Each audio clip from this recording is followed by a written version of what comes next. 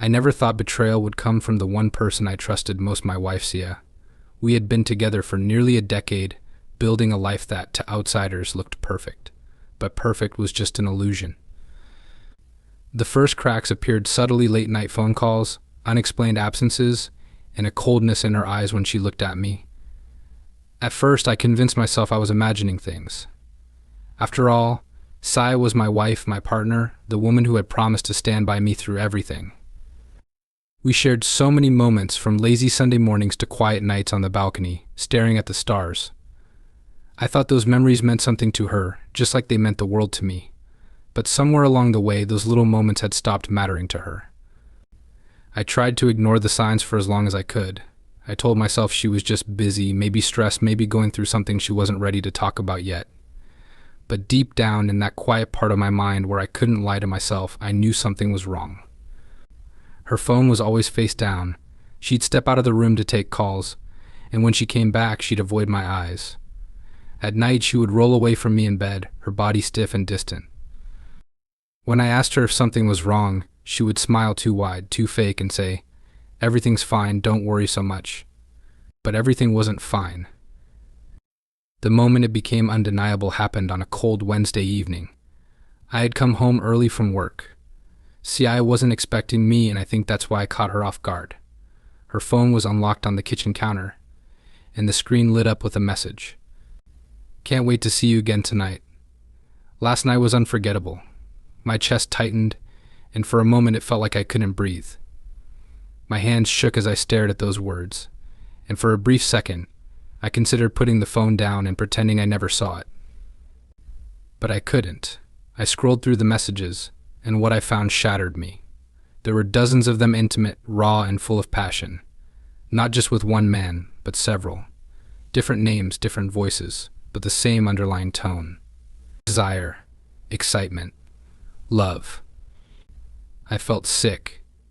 My stomach twisted in knots as I realized how long this must have been going on. Weeks? Months? Years? How many times had she smiled at me while texting one of them? How many times had she kissed me goodnight with the taste of someone else still on her lips?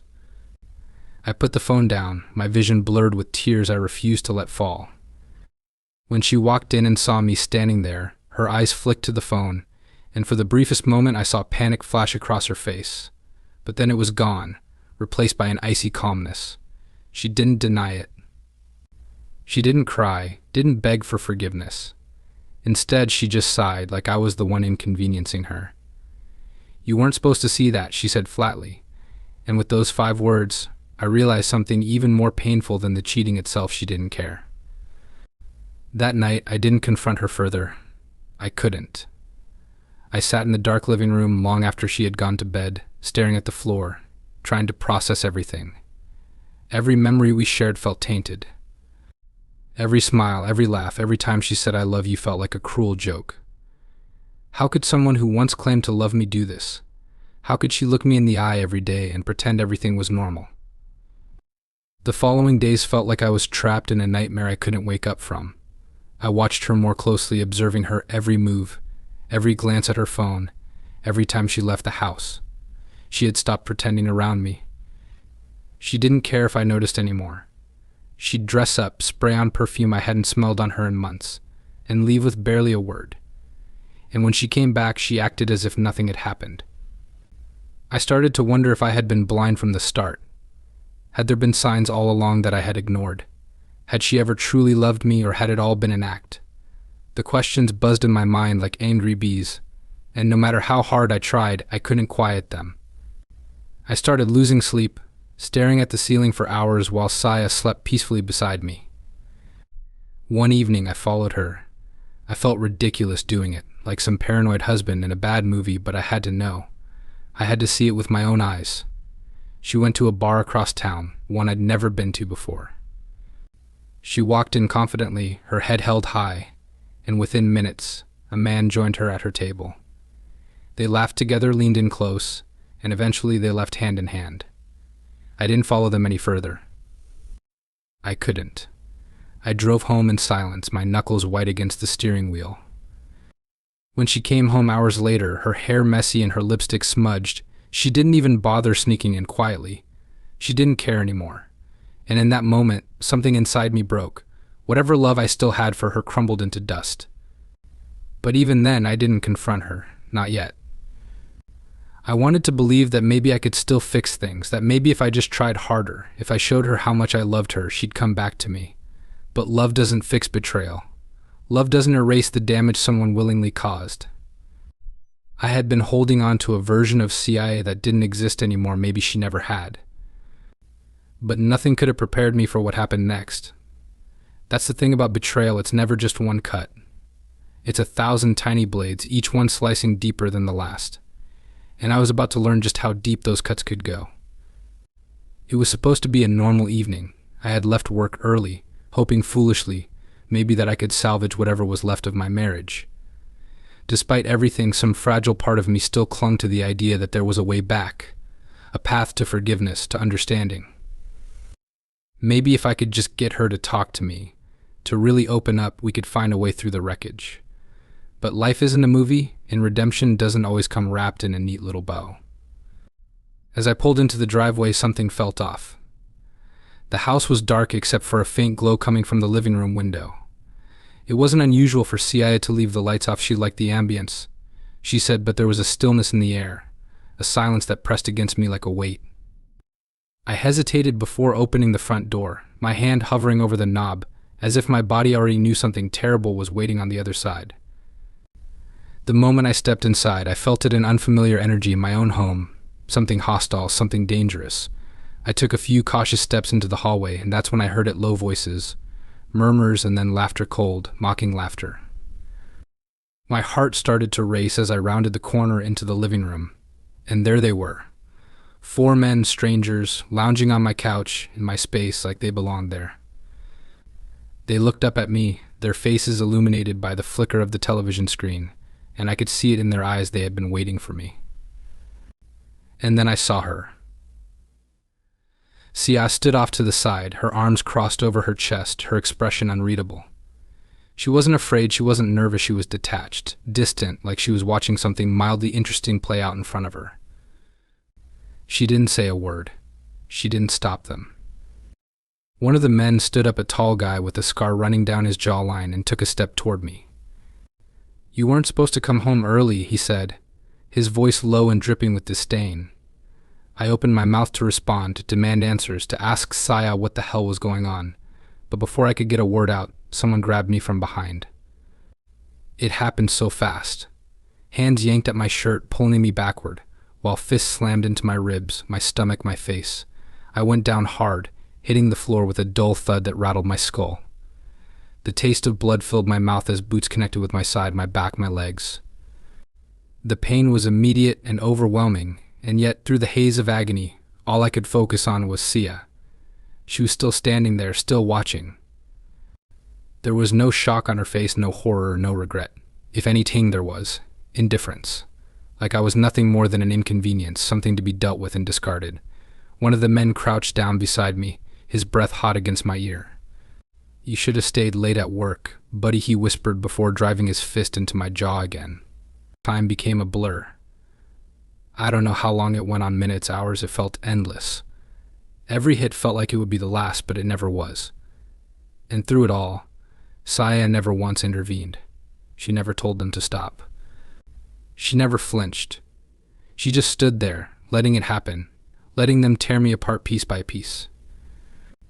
Eventually, the beating slowed. The men must have grown bored, or maybe they thought they'd done enough damage. I could barely move. My vision was blurry, my body felt heavy, and every breath was a struggle. One by one, they walked out the front door, their laughter echoing behind them like some cruel soundtrack to my humiliation. But Sia didn't leave. She lingered for a moment, staring down at me where I lay crumpled on the floor, gasping for air. For the first time that night she spoke. "You should have stayed out of it." Her voice was calm, almost casual, as if she were commenting on the weather. And then she turned and walked away, leaving me alone in the dim glow of the living room light. I don't know how long I lay there. Minutes, maybe hours. Pain radiated through every inch of my body, and each shallow breath felt like fire in my lungs. My mind was a chaotic mess of anger, confusion, and heartbreak. How had it come to this? How had the woman I loved, the woman I had shared my life with, become this cold, this cruel? But amidst the swirling storm of emotions, one thought stood out clear, sharp, and unyielding. If I survived this, if I made it through the night, I would make her regret every single choice she had made. I would make her see the consequences of her betrayal, of her cruelty. It wasn't just about revenge, it was about justice. No one deserved what had happened to me, and she couldn't just walk away from it unscathed. I clenched my jaw, tasting the metallic tang of blood as it pooled on my tongue, and with every ounce of strength I had left, I whispered the words into the empty room, "If I survive this, you'll regret it." I don't remember how I managed to get up. My body screamed in protest with every tiny movement, and the world spun around me as I struggled to my feet. Somehow I made it to the bathroom. My reflection in the mirror was barely recognizable, swollen, bruised, and bloodied. I barely looked human. As I cleaned the blood off my face, my hands shaking so hard I could barely hold the towel, I made myself a promise. I would heal. I would get stronger. And then I would come back not as the man Saya thought she had broken, but as someone she would learn to fear. That night I realized something important. Betrayal doesn't just happen, it's chosen. And Sia had made her choice. Now it was my turn to make mine. Surviving wasn't easy. The physical injuries were one thing, the broken ribs, the bruises that painted my body in shades of black and blue, the persistent ache in my jaw every time I tried to eat or speak. But the emotional wounds, they were far worse. They lingered like shadows, creeping into every quiet moment, every empty space in my mind.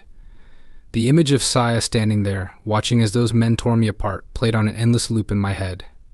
Her expression, so cold, so indifferent, it haunted me. No amount of rest or medication could numb that kind of pain. In the days following the attack, I stayed in a small, dimly lit room at a friend's place. He didn't ask questions when I showed up at his door, battered and barely able to stand. I think he could see in my eyes that I wasn't ready to talk about it. I spent most of those days lying in bed, staring at the ceiling, trying to make sense of it all. How had my life come to this? How had the woman I'd loved and trusted with every part of me turned into someone capable of such cruelty? But in that broken, hollow state, something inside me began to shift. The fear, the sadness, the disbelief, it all started to harden into something sharper, something colder. I stopped feeling sorry for myself. I stopped wondering why she had done it. The why didn't matter anymore. All that mattered was what came next. The man Saya thought she had destroyed was gone. The naive husband who believed in second chances, in fixing what was broken, in holding on to love no matter how much it hurt, that man was dead. What rose in his place was someone different. Someone focused. Someone relentless. I wasn't driven by blind rage. This wasn't about losing control. No, this was about taking control back piece by piece, moment by moment. Revenge isn't something that comes quickly. It's not a single act or a sudden outburst. It's a process. A slow, methodical dismantling of everything the other person holds dear. And so I began to plan. The first step was information. I needed to know everything about her lovers, about the life she had been living behind my back. I started digging. Late at night, when the pain in my ribs kept me from sleeping, I pored over bank statements, social media profiles, old text messages I had managed to recover from her cloud storage. I pieced together a timeline of her affairs, identifying names, locations, and patterns.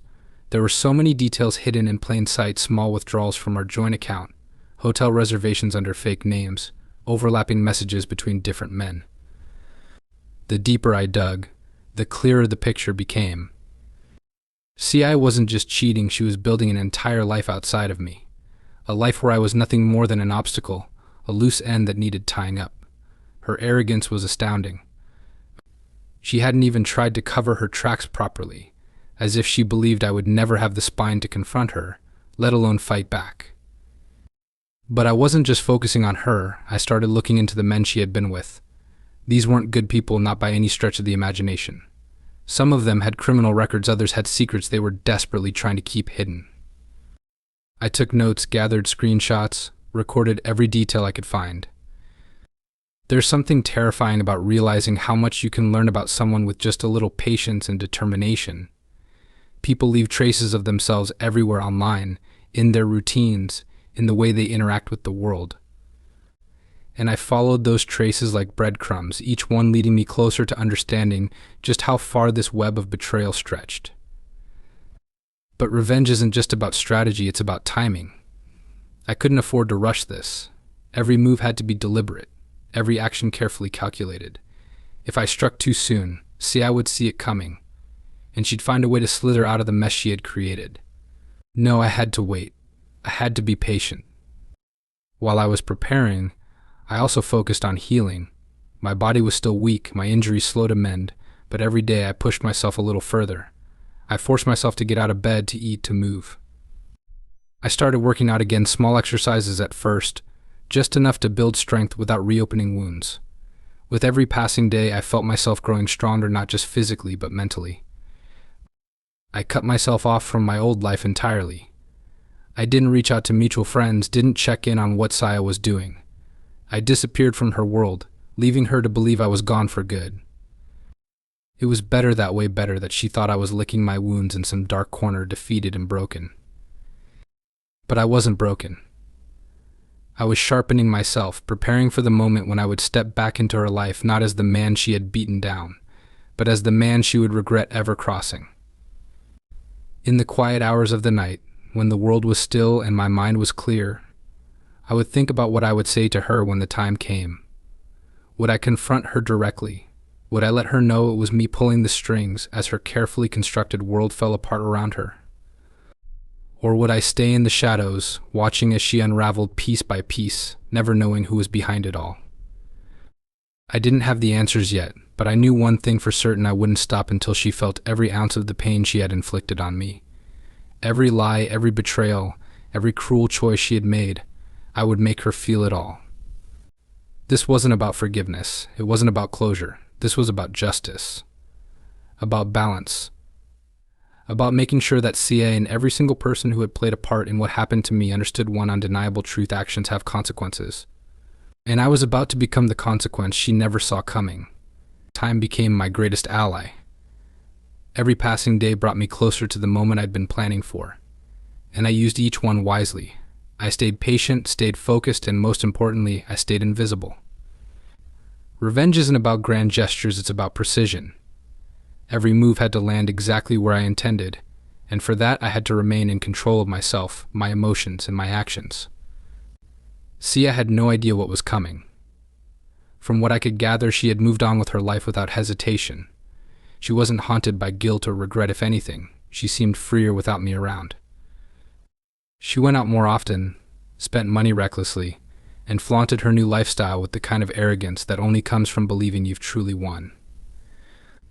But what Saya didn't realize was that every public move she made, every photo she posted, every careless interaction, it all fed into the storm I was building behind the scenes. The men she had surrounded herself with were careless too. They weren't as invincible as they liked to think. One of them, the scar-faced guy who had been the ringleader during the attack, had a long list of unpaid debts to some very dangerous people. Another was married, hiding his affair with Sia behind a facade of family photos and fake smiles. Every man had a weakness, and one by one, I found them. I started small. A phone call here, an anonymous tip there. I disrupted their lives in ways they couldn't trace back to me. The scar-faced man was the first to fall. I made sure his creditors knew exactly where to find him on a quiet Friday night. They cornered him in a parking lot and gave him a taste of the violence he had once unleashed on me. From what I heard, he wouldn't be walking straight for a long time. The married one was next. I sent his wife every piece of evidence I had collected: the texts, the hotel receipts, the photos.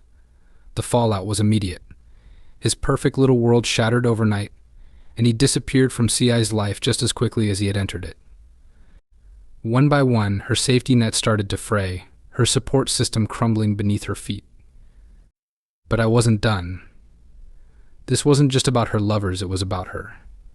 Sia had built her new life on a foundation of lies and stolen moments, and I was determined to rip it apart brick by brick. I started targeting her finances.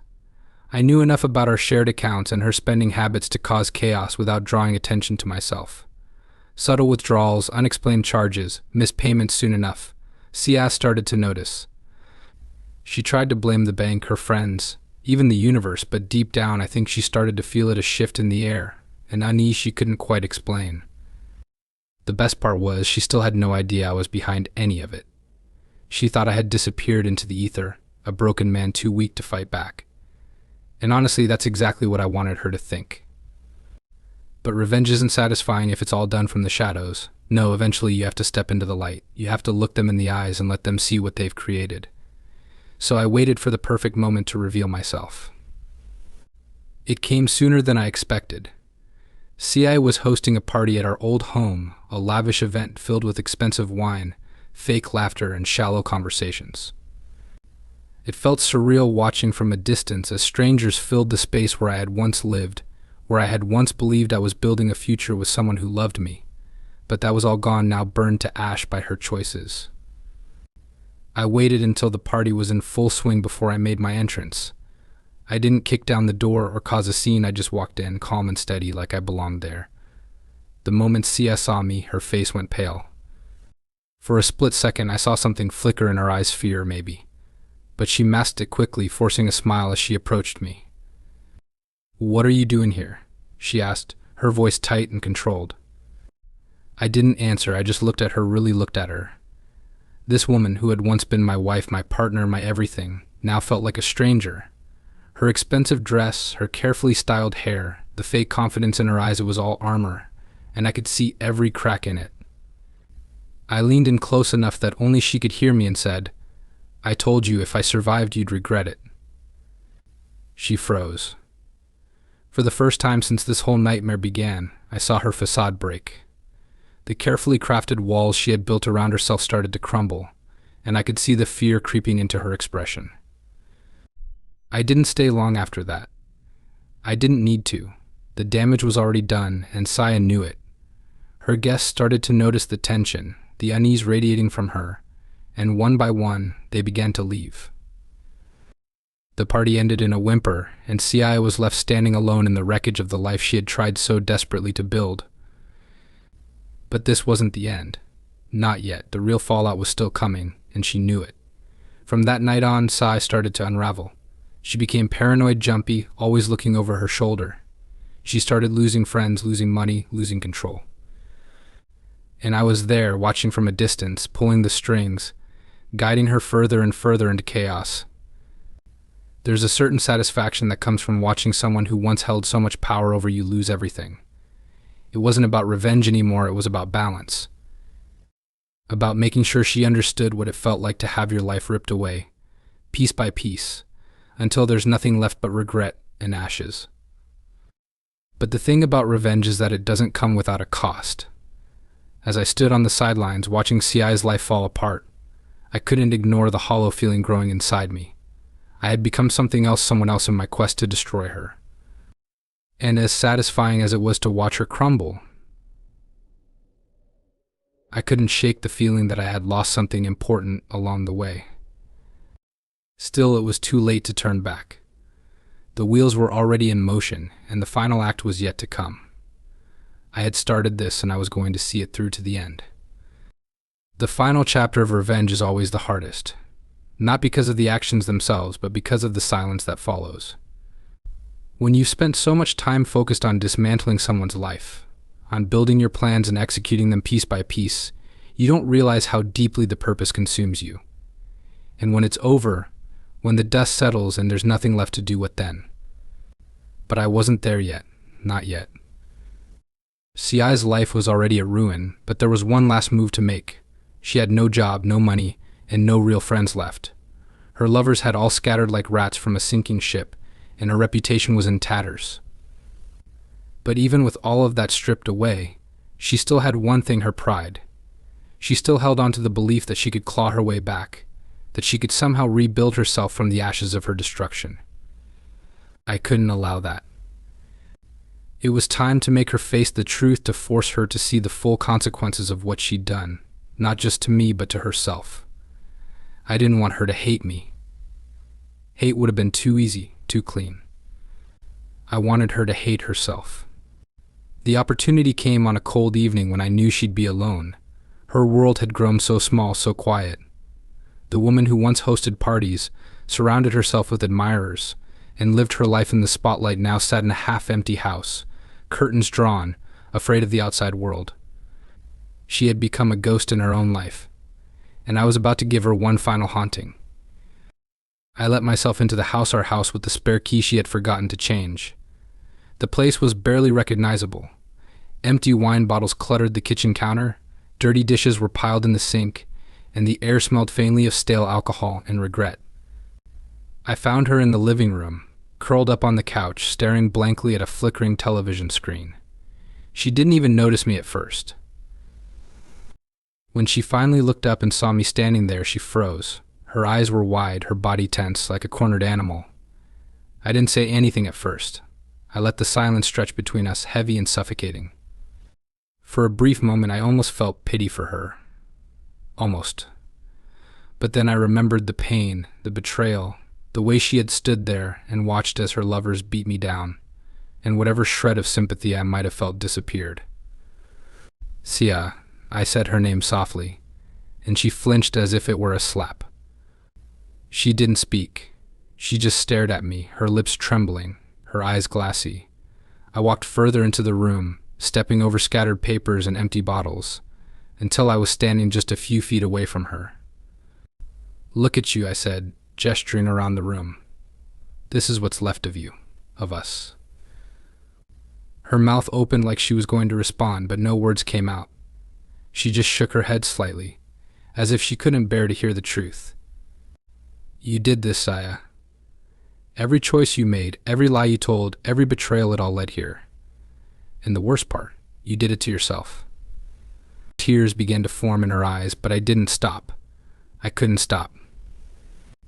"I gave you everything, my love, my trust, my loyalty, and you threw it all away for what? A handful of men who didn't even care about you? A life built on lies and secrets, and now look at you. Alone. Forgotten. Empty." She broke then. The tears came fast and heavy, her shoulders shaking as she buried her face in her hands. It should have felt satisfying. Watching her crumble should have brought me peace, closure, something. But it didn't.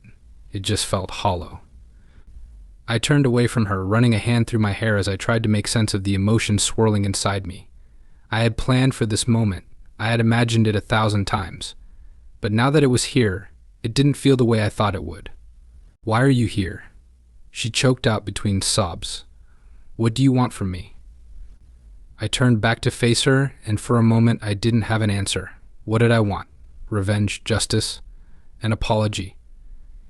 None of those things seemed to matter anymore. "I wanted you to feel what I felt," I said finally. "I wanted you to understand the weight of what you did. But now, I don't know. Maybe I just wanted you to see me one last time. To know that you didn't break me." She lifted her head then, her face streaked with mascara and tears, and for the first time I saw something real in her eyes: regret. Not the kind of regret that comes from getting caught, but the deep, aching regret of someone who knows they've destroyed something they can never fix. "I'm sorry," she whispered. But it was too late for apologies. Too late for anything, really. I nodded slightly, a small gesture of acknowledgement, before turning and walking away. I didn't look back as I left the house. I didn't want to see her like that again. The cold night air hit me as I stepped outside, and for the first time in months, I felt a strange sense of clarity. It wasn't peace, not exactly, but it was something close. I had done what I set out to do. I had torn her world apart, just as she had torn apart mine.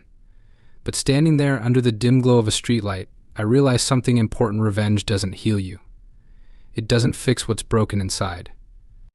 Sia would have to live with her choices for the rest of her life, but so would I. And now, as the chapter of her and me finally closed, I was left with a question I didn't know how to answer: what now? I walked away from that house, from that life, from everything we had built and destroyed together. The road ahead was uncertain, and the weight of everything I had done would stay with me forever. But for the first time in a long time, I felt free. The nightmare was over, and all that was left was the quiet aftermath.